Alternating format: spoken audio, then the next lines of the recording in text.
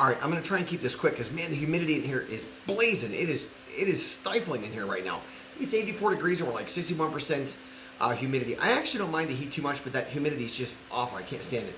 But anyhow, I had this one friend of mine, actually just that one friend. I only have one friend. So my one friend messaged me and she says, "Hey Greg," she says, "Hey Greg, listen, I got this black plastic."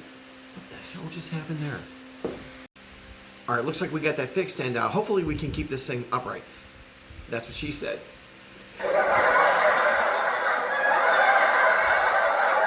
Okay, now that I've lost all credibility, we can move right along. But anyhow, so on these trims, right, there's typically two different styles of plastic.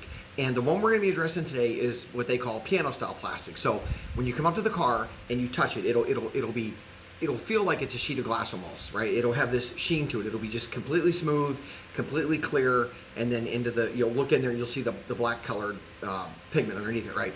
And then the other one is a textured style plastic. And you'll typically see those on Hyundai has a lot of them, Toyota has it, some Fords have it, and a lot of them all have that, right? But you have to make sure that if you're gonna do this process, you have to know which different type of plastic you're gonna be dealing with. And like I said, if you come up to the car and you touch it, and it has that texture, just kind of a textured feel to it, do not use this process because what we're gonna be using here has petroleum distillates in it. And those petroleum distillates, if you put it on that textured plastic, what'll happen is it can actually fade it and make it worse than when you started. And a quick example of that is, you remember back in the day, you're probably too young to remember, so am I, but my dad maybe. Anyhow, when you would wax the car way back in the day, and they just started coming out with plastic, right? And you're out there on Saturday morning and you're waxing it, and you would clip that plastic, man. As soon as you clip that thing with that wax, it immediately put a white spot in there, and you could not get that out of there because it just kind of took that dye out of it. And that's exactly what will happen here. And another example of that is when you go through a drive-through car wash. People don't realize this, but when you go through a drive-through car wash, especially when you get to Works and you pull in there, right? And all these rainbow-colored like liquids just kind of fly all over your car. There's wax in that, and so what happens is that wax will hit, and it'll hit stuff like this.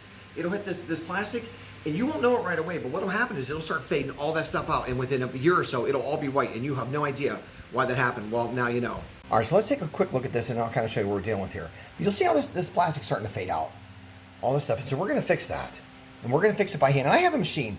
I have an SPTA mini tool, and that thing was right at about $200.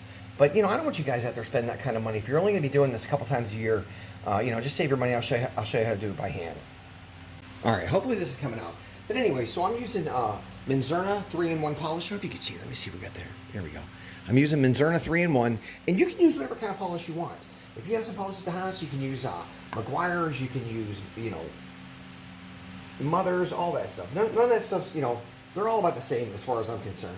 You just kind of pay more for some of these name brands. But anyway, you're going to come in here, and you're going to wipe this on here. And it has to be a polish. It has to be a polish, because if you just have a wax, it will not have the abrasives to clean that out of there. And like I said, I have a tool. That you can use, and it's super fast. And I use it because, like I said, whenever I detail a car, time is key, right? And I don't want to sit there for 10 minutes, 5 or 10 minutes messing with these. And I can tell you this too, if you have one of those polishers and you clean these out, it basically is going to ruin that pad, or you'll only be able to use that pad to clean these out. And you see how that's all turning black? Let me see if I can get that on there. You see how that's all turning black? So then what you're going to do is you're going to flip over to a clean side of that towel. And again, like I said, depending on the towel you use, you want to make sure that you don't hit it with these corners. Because what will happen is if again, these are like, I think these are Sam's Club towels or Costco, I can't remember. But if you hit it with this crease right here, what will happen is it'll put a line in there, and man, you'll play hell trying to get that out of there. So just stay away from that crease if you have these type of towels, and you'll be fine. So we're just going to rub this down here.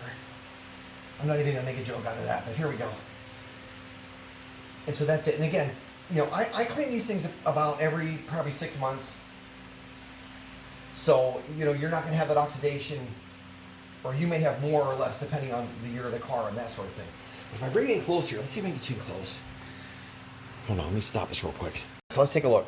So if you look here, this thing, it kind of mimics sunlight, so it's super bright. You kind of get the idea. And if we take this out in the sunlight, man, it's going to look phenomenal. But when you come over here, you see how it's all jacked up? And it's got that oxidation starting to pit into it. Hopefully that's coming out, but you see here.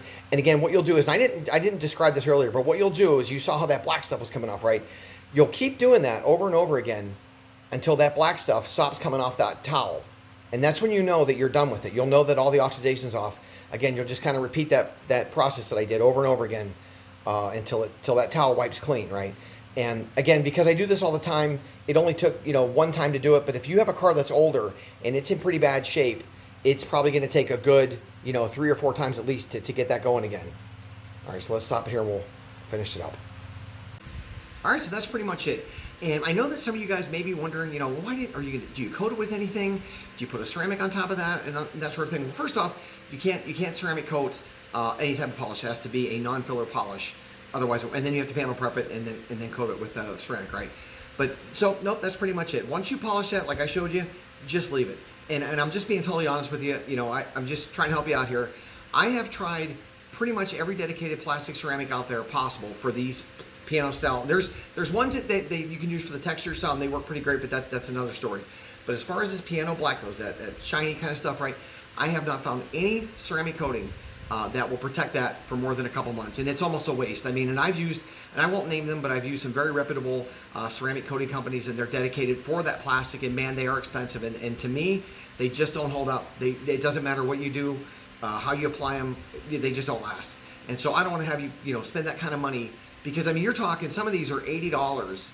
They're $80 for just a couple milliliters, and it barely gets through the panel. And it's just, like I said, I've already spent that money for you. It's a waste, right? So just do what I showed you there, and you're going to be fine. You just use that basic polish, get that stuff off of there, and you're going to be all right. And you're going to notice, once you get that thing polished down, again, the first time you do it, it's probably going to take a while. But once you get that thing set up, you're going to be in pretty good shape. And you're going to notice that one side of the car is going to be worse than the other, because we're creatures of habit, right? You come home at night, you come home from work, you park in the same spot. You go to work during the day, you park in the same spot. And the way that the sun comes up and the way that the sun comes down, it'll hit one side of that car a lot worse than the other. You're going to notice that one side of that car is like twice as bad as the other. And if you look at your headlights, if you go out there and look, you'll notice that one of those headlights is like twice as bad as the other, or at least it's noticeable. So just stuff like that. Yep, a little bit more effort, but that's okay. I mean, little things like this are going to make your car look fantastic. It's going to keep it looking great for years to come. If you guys have any questions, man, you can hit me up on Messenger. You can call me. I love doing this stuff. So just anytime, man. Hope you guys are doing great. I'm going in for surgery. I'm getting my schnoz fixed on Tuesday. I'm pretty excited about that. A little bit nervous, but hopefully I'll look amazing. I don't really know. We'll see. But anyhow, if you have any questions until then, hit me up and I'll try and help you out. Talk to you in a little bit.